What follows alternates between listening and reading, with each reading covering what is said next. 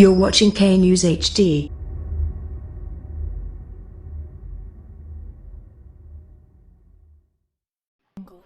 अस्सलामु अलैकुम। आप देख रहे हैं के न्यूज़ चैनल।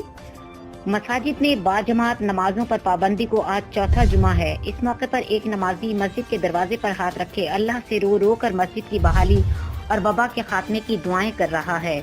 या अल्लाह रहम कर, अपने दरवाजे हम गुनाहगारों के लिए बंद मत कर, हमें हिदायत का मौका दे, तू रहमान और रहीम है, तेरे दर के सिवा हम कहाँ जाएंगे, तू अपनी रहमत के दरवाजे खोल दे, ऐ मेरे मौला, ऐ मेरे परवरदिगार, तू रहीम है। हज़रत मोहम्मद सल्लल्लाहु अलैहि वसल्लम के सदक़े में हमें माफ़ फरमा और बीमारी वबा है इसको ख़त्म फरमा दे। आमीन या रब्बुल आलमीन।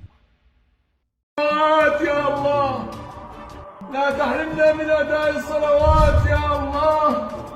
تبنا إليك يا الله، رجعنا إليك يا الله، ندمنا على ما فعلنا، عزمنا عزما أكيدا على أننا لا نعصي الله.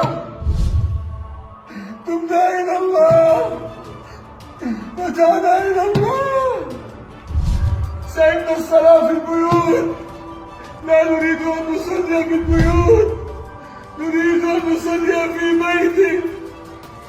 عززنا الصلاة في المساكن وفي الرحال وفي المنازل، نريد أن نصلي في بيتك، فالمساجد بيوت المتقين. اللهم ارزقنا القناعة وحببنا في صلاة الجماعة وذكرنا بالموت كل ساعة يا الله. اللهم إنا نعوذ بك من جهل البلاء ودرك الشقاء وسوء القضاء وشماتة الأعداء والخيبة بعد الرجاء. اللهم اغفر لنا الذنوب التي تنزل البلاء، اغفر لنا الذنوب التي تقطع الرجاء، اغفر لنا الذنوب التي تمنع الدعاء. يا من ذكره شفاء وطاعته دواء، ارحم من رأس ماله الرجاء وسلاحه البكاء.